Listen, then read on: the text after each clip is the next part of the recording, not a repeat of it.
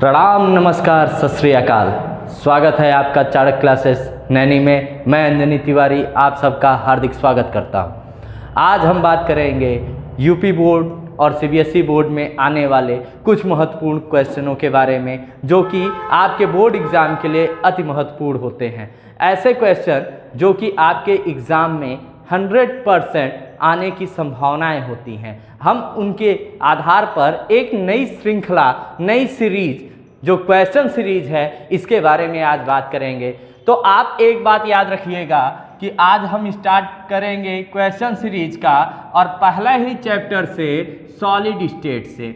जो solid state है, Hindi medium के बच्चे इस स्टेट को समझते हैं ठोस अवस्था के रूप में।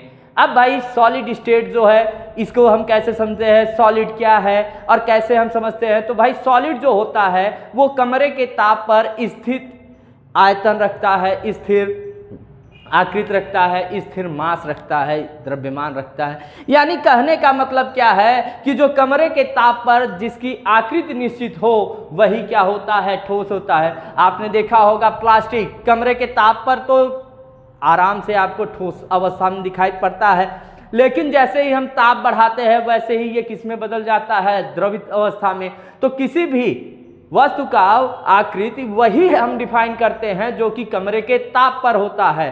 अतः आपको याद रखना है कि ऐसे वस्तुएं जो कमरे के ताप पर स्थिर आकृति रखते हैं उन्हीं को हम क्या कहते हैं, ठोस कहते हैं। कहने का मतलब क्या है कि solids are that component which are contain definite shape on room temperature. अब बच्चा यहाँ पर आपके जो महत्वपूर्ण क्वेश्चन होते हैं, सबसे पहला जो क्वेश्चन होता है वो क्या होता है, व्हाट इज सॉलिड।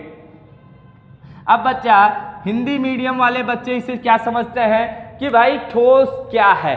अब बच्चा ठोस क्या होता है कि भाई अभी हमने इसके लिए एक्सप्लेनेशन दिया कि जो कमरे के ताप पर स्थिर आयतन रखता है, आकृति रखता है, द्रव्यमान रखता है, उसी को हम क्या कहते हैं, सॉलिड कहते हैं। दूसरा जो क्वेश्चन होता है वो क्या होता है बच्चा, difference in between crystalline solid and amorphous solid. Crystalline solid और एमॉर्फस सॉलिड में क्या डिफरेंस होता है। कहने का मतलब क्या है कि जो क्रिस्टलाइन सॉलिड है, क्रिस्टलीय ठोस है, और जो अक्रिस्टलीय ठोस है, इसमें क्या अंतर होता है, इसके बारे में आपको समझना होता है। तो भाई क्रिस्टलीय ठोस क्या होते हैं, जो कि बहुत मजबूत ठोस होते हैं, उन्हीं को हम किस में रख देते हैं, क्रिस्टलीय में। जो कमजोर होते हैं उन्हें किस में रख देते हैं, अक्रिस्टलीय में। लेकिन सीधे सीधे अगर आपको क्रिस्टलीय और अक्रिस्टलीय ठोस के बारे में समझना है तो क्रिस्टलीय ठोस कौन होते हैं, यानी क्रिस्टलाइन सॉलिड कौन होते हैं, जो कि शार्प एज रखते हैं, एक कहा जा सकता है कि एक निश्चित किनारा रखते हैं, उन्हें किसमें रखते हैं, क्रिस्टलाइन सॉलिड में। और जिसमें एक निश्चित किनारा नहीं होता, इर्रेगुलर अरेंजमेंट होता है पार्टिकल का, उन्हें किसमें रखते हैं, एमॉर्फस सॉलिड में। और तीसरा जो क्वेश्चन होता है बच्चा, जो मोस्ट इंपॉर्टेंट क्वेश्चन होते हैं, वो क्या होता है, number of atom in cubic structure.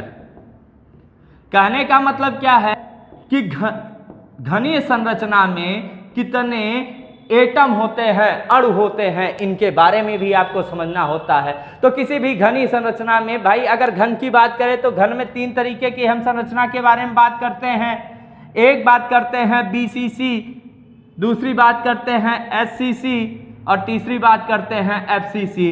भाई जो बीसीसी होता है इसमें कितने अणु होते हैं, दो, एससीसी में 1 और एफसीसी में क्या होते हैं, 4। लेकिन अगर हम चौथे क्वेश्चन के बारे में बात करें, जो कि आपके बोर्ड के लिए बहुत ही इंपॉर्टेंट होते हैं, ये आपको इंपॉर्टेंट क्वेश्चन याद रखना है। क्या याद रखना है, पैकिंग ऑफ क्यूबिक स्ट्रक्चर।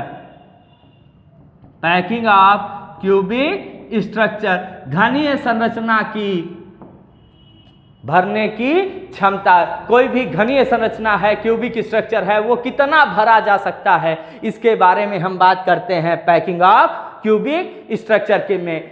अब इसमें आपको क्या क्या समझना है कि भाई क्यूबिक स्ट्रक्चर, आपको भाई इसी स्ट्रक्चर से समझ में आ गया। अब इसमें कौन कितना भरा जा सकता है इसके बारे में हम अब बात करते हैं। हिमांशु देख लेना का। अब बात कर रहे हैं भाई पैकिंग स्ट्रक्चर की।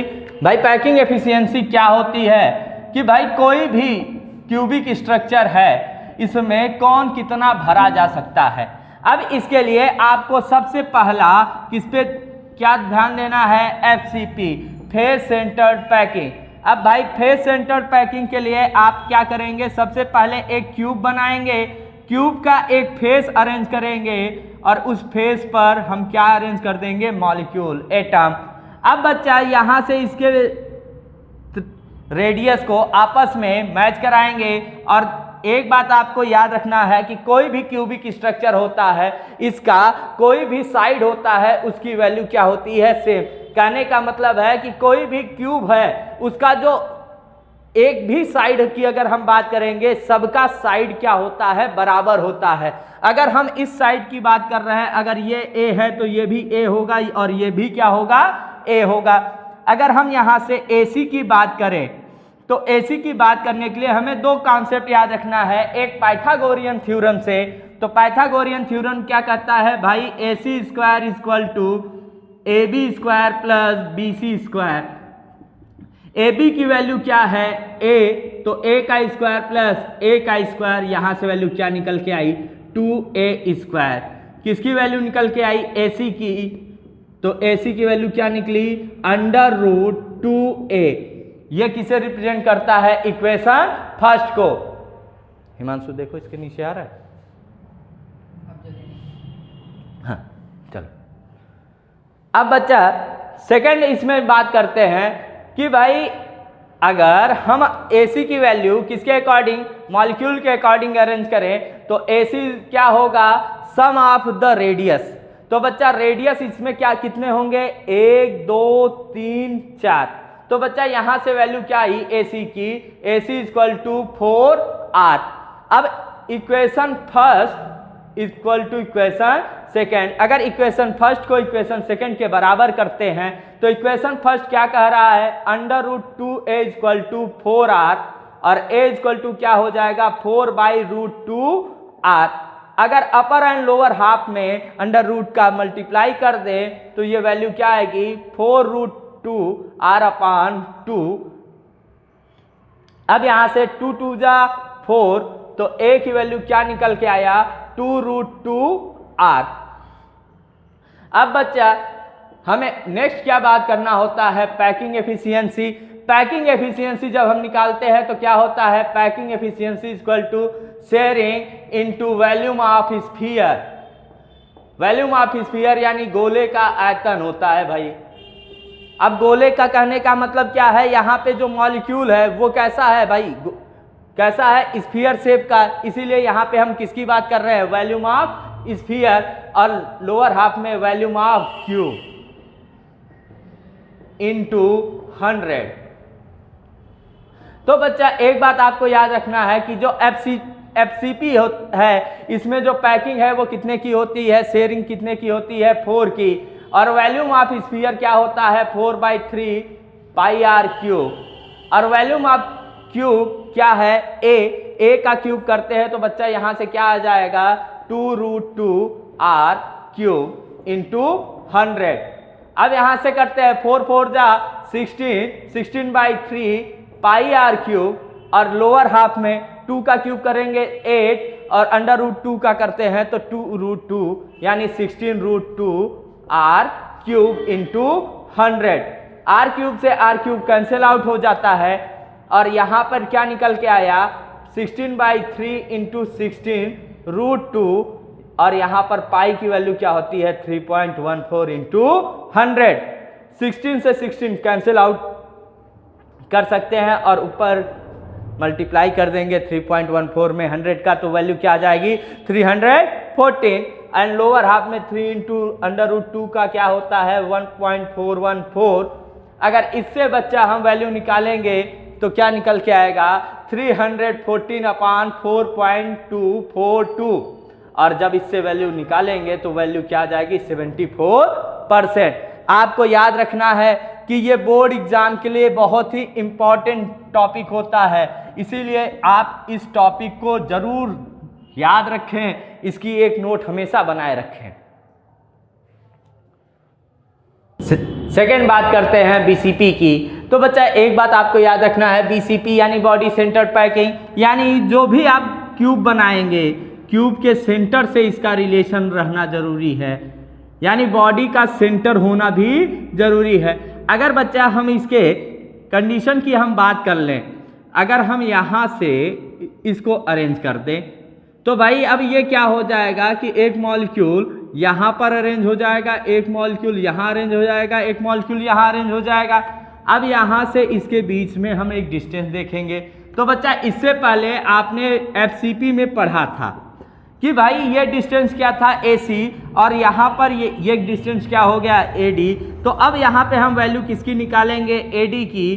तो दो इक्वेशन हमें बनाना है। एक कंडीशन हमें पाइथागोरियन थ्योरम से लेना है, क्या लेना है, AD square equal to AC square plus CD square. अब AC स्क्वायर की वैल्यू पहले में क्या आया था, √2A स्क्वायर, और CD स्क्वायर की वैल्यू क्या हो जाएगी, A स्क्वायर। तो यहाँ से वैल्यू क्या निकल के आया, 2A square plus A square, value क्या आया 3A स्क्वायर। अब ये इक्वेशन फर्स्ट मान लें, और इक्वेशन सेकंड क्या बताता है कि AD equal to sum of the radius, और सम ऑफ रेडियस करते हैं तो वैल्यू क्या आती है बच्चा 4R। अब इन दोनों इक्वेशन को आपस में क्या करते हैं, इक्विवेलेंट करते हैं। तो यहाँ से हम अगर इसको इक्विवेलेंट करें तो भाई पहले में देखो हमने AD स्क्वायर की वैल्यू क्या निकाला है 3A स्क्वायर, तो AD की वैल्यू यहाँ से क्या हो जाएगी √3A इक्वल टू क्या आ जाएगा 4R। तो A की वैल्यू निकालेंगे तो क्या आएगा 4/√3R। अब यहाँ से A की वैल्यू निकल गई। अब हमें क्या निकालना होता है, पैकिंग एफिशिएंसी। पैकिंग एफिशिएंसी निकालते समय हमें क्या याद रखना है, sharing into volume of sphere upon volume of cube into 100। अब बच्चा वॉल्यूम ऑफ स्फीयर कहने का मतलब है गोले का आयतन, और यहाँ गोला क्या है मॉलिक्यूल। तो मॉलिक्यूल के वॉल्यूम की बात करते हैं, तो जब भी हम बीसीपी की बात करते हैं शेयरिंग कितने की होती है 2 की, और इसका जब हम स्फीयर के वॉल्यूम की बात करते हैं तो क्या होता है 4/3 πr क्यूब, और क्यूब की बात करते हैं तो क्यूब के वॉल्यूम की बात करेंगे तो 4/√3r होल क्यूब हो जाएगा इनटू 100। अब यहाँ से बच्चा 4 2 8, 8/3 πr क्यूब, और लोअर हाफ में क्या हो जाएगा 64 divide by 3√3r cube into 100। अब r क्यूब से r क्यूब क्या हो जाएगा, कैंसिल आउट। हमें क्या मिला 8/3 pi divide by 64 pi 3√3 into 100। अब बच्चा यहाँ पे क्या करते हैं क्रॉस मल्टीप्लीकेशन, तो यहाँ पे क्या हो जाएगा अपर हाफ में इसकी वैल्यू हो जाएगी पाई की वैल्यू 3.14, 8 8 जा 64, 3 1 जा 3, यहाँ से √3 की value 1.72 into 3.14 into 100 divide by 8। जब इस वैल्यू को हम निकालते हैं तो बच्चा इसकी वैल्यू क्या आती है 68%। कहने का मतलब क्या है कि भाई बीसीपी में जो पैकिंग एफिशिएंसी निकलता है वो कितना निकलता है 68%। ये भी आपके बोर्ड एग्जाम के लिए बहुत ही इम्पॉर्टेंट टॉपिक होता है। इसे भी आप या तो स्क्रीनशॉट ले लीजिए या इसे आप एक नोट में लिख लीजिए। अब बात करते हैं एससीपी या एचसीपी। अब बच्चा एससीपी का मतलब क्या है, सिंपल क्यूबिक पैकिंग। अब सिंपल है तो भाई सिंपली हम एक एज पर इसकी पैकिंग कर देते हैं। अब बच्चा यहाँ पर ये ए है और ये बी है, तो ए बी के बीच का ये जो डिस्टेंस है इसके बारे में बात करते हैं। तो ए बी के लिए आपको सेम कंडीशन याद रखना है कि ए बी इक्वल टू क्या होगा ए, और दूसरी कंडीशन में ए बी इक्वल टू क्या हो जाएगा 2r। अब ये इक्वेशन फर्स्ट है और ये इक्वेशन सेकेंड। तो equation first equal to equation second से जब हम देखते हैं तो a इक्वल टू क्या निकल के आया 2r। अब भाई जैसे बाकी सब में हम पैकिंग एफिशिएंसी निकाल रहे हैं वही प्रोसेस करेंगे। Packing efficiency equal to sharing into volume of cube and sphere, इन सब के अकॉर्डिंग हम क्या निकाल लेंगे, पैकिंग एफिशिएंसी। अब बच्चा इसके लिए हमें क्या करना है कि इसकी शेयरिंग जो ध्यान देनी है वो शेयरिंग कितनी होती है इसकी 1, और पैकिंग एफिशिएंसी जब निकालेंगे तो क्यूब और स्फीयर के वॉल्यूम को हम लोग सिंपली मेथड से अप्लाई करेंगे। अब यहाँ से बच्चा क्या निकल के आया, 4/3 पाई आर क्यूब, और ये क्या निकल के आया 8r cube into 100। R cube से आर क्यूब कैंसिल आउट हो जाता है, 4 into 3.14 divide by 3 into 8 into 100। अब बच्चा 4 2 जा 8, 2 से इसे कट करेंगे तो 50, और बच्चा जब इसका मल्टीप्लाई करते हैं तो जनरली हमें क्या मिलता है 157 डिवाइड बाई 3, और जब इससे वैल्यू निकालते हैं तो बच्चा क्या आता है 52.4%। अब आपका ये तीनों जो मोस्ट इम्पॉर्टेंट टॉपिक थे ये आपके याद रहने चाहिए, ये भी आपके बोर्ड एग्जाम का मोस्ट इम्पॉर्टेंट टॉपिक होता है। इसे आप जरूर स्क्रीनशॉट ले लीजिए या किसी कॉपी में नोट कर लीजिए। बात करते हैं बच्चा डेंसिटी की। डेंसिटी को क्या बोला जाता है, घनत्व। और किसी भी क्यूब की डेंसिटी के लिए हमें याद क्या रखना है कि density is equal to Z into M upon A cube into N A. अब बच्चा जहाँ पर आपका ये जो जेड है ये शेयरिंग मॉलिक्यूल के बारे में बताता है, यानी जो कि कोई भी स्ट्रक्चर दिया है, कोई भी क्यूबिक स्ट्रक्चर है, कोई भी घनी संरचना है, तो वो कितना एक दूसरे के साथ साझा कर रहा है, कितना जुड़ रहा है, वही किसको डिनोट करता है, जेड को। और जो एम है ये किसको डिनोट करता है, मास को। और बच्चा जो ए क्यूब है ये किसे डिनोट करता है, वॉल्यूम ऑफ क्यूब को। और जो एन ए है ये किसे डिनोट करता है, अवोगाद्रो नंबर को।